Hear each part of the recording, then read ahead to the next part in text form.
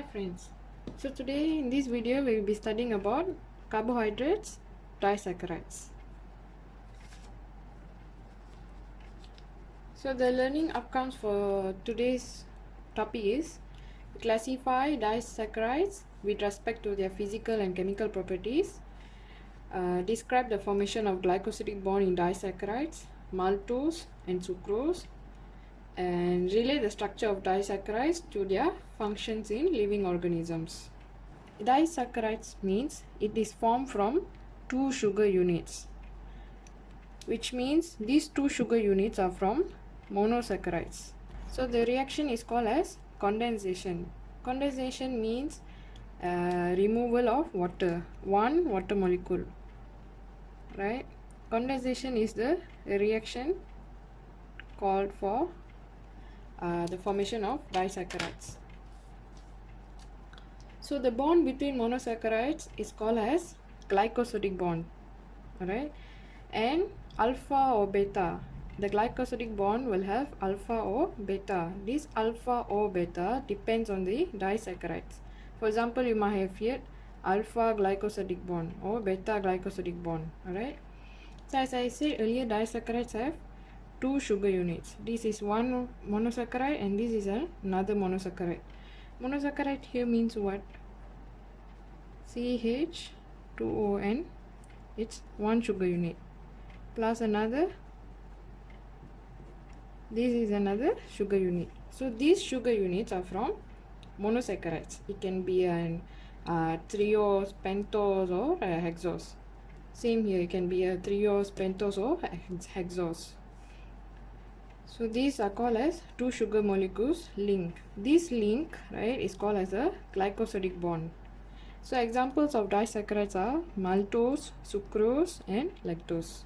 We will be studying these two, maltose and sucrose, in detail. Lactose we will study about the function of disaccharide in living organisms. So the physical properties of disaccharide is they are all sweet, they are soluble in water and they have crystalline substances. The chemical properties of disaccharide is it is a reducing sugars, except for sucrose. Sucrose is not a reducing sugar because you must remember this, because in exam they will ask, because it does not have free aldehyde or ketone group. Okay, you must remember this because they will ask in exam why sucrose is not a reducing sugar. So your answer must be it does not have a free aldehyde or ketone group. So the process of monosaccharide to disaccharide, it's called as condensation. The reaction is called as condensation. But from disaccharide to monosaccharide, it is called as a hydrolysis. Alright, so hydrolysis means to form monosaccharides, which means from disaccharide to monosaccharide, the reaction is called as a hydrolysis. Hydrolysis means it needs specific enzymes, or the disaccharide must be heated with dilute acid. Alright, so the example of specific enzymes are for sucrose, the enzyme used is sucrase. For maltose, the enzyme used is maltase. For lactose, the enzyme used is lactase. So all these enzymes will be used to hydrolyze sucrose. Maltase to hydrolyze maltose, lactase to hydrolyze lactose. So all these are disaccharides and these are all the enzymes. So maltose is formed from two molecules of glucose, which means CH2O and CH2ON. This is a glucose molecule, which means it has 6. The N here is 6. So this is one glucose molecule and another glucose molecule. So two glucose molecules forms a maltose. Maltose is a disaccharide. So the bond here is called as alpha 1,4 glycosidic bond. we all know glycosidic bond is the universal name for all the formation of disaccharide, glycosidic bond. But why is it specified by 1 and 4 and alpha? We'll see in a while. So the empirical formula of maltose is one glucose molecule, another glucose molecule, it will form a maltose, and water is removed. Now you see carbon 6 here, carbon 6 here, so the equal carbon total is 12.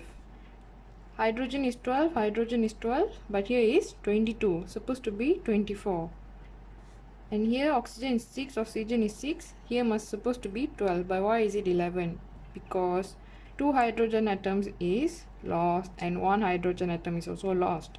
So it forms a water molecule. Because as we saw earlier, condensation means removal of water, right?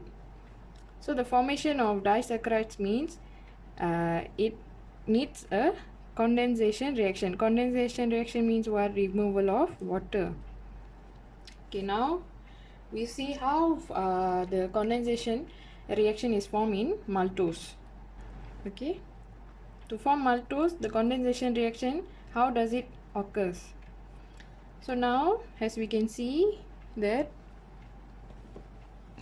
this is a alpha glucose, right? It's 1 2 3 4 5 6 carbons, and the OH is at the bottom, opposite of the hydrocarbon group.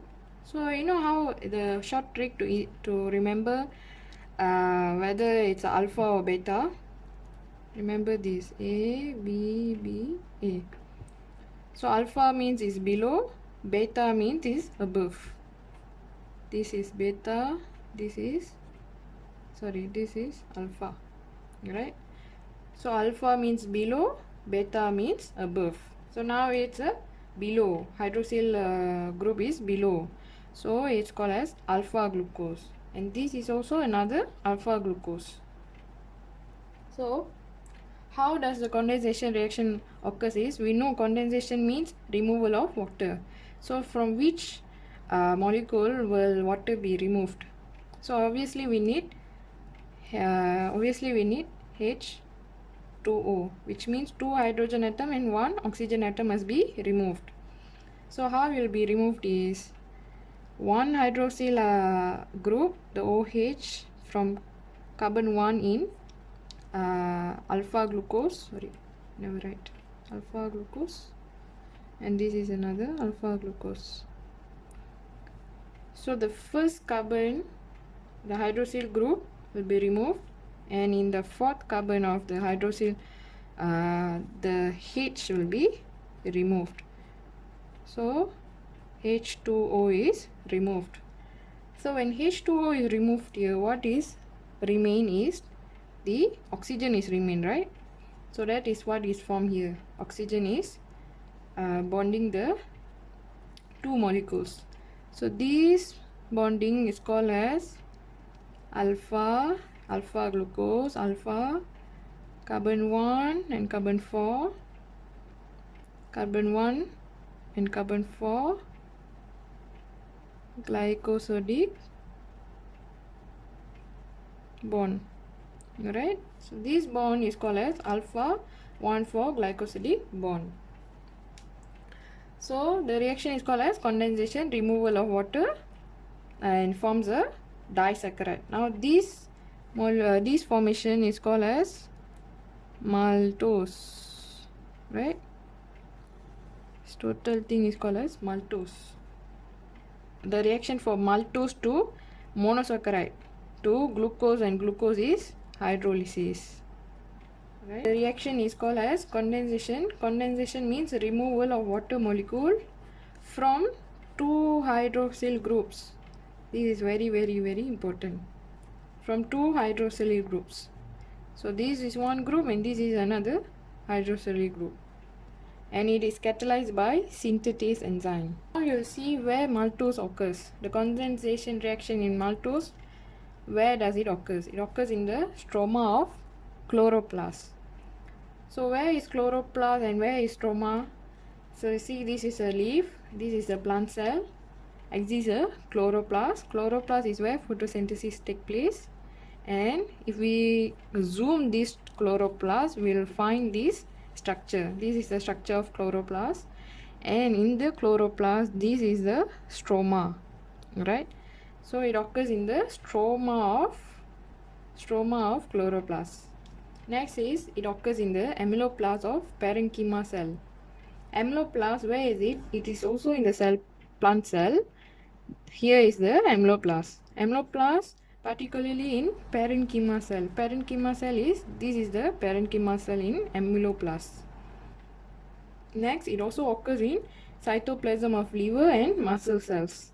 This is a liver cell and this is a muscle cell. This one you also must remember because it will be asked in the exam.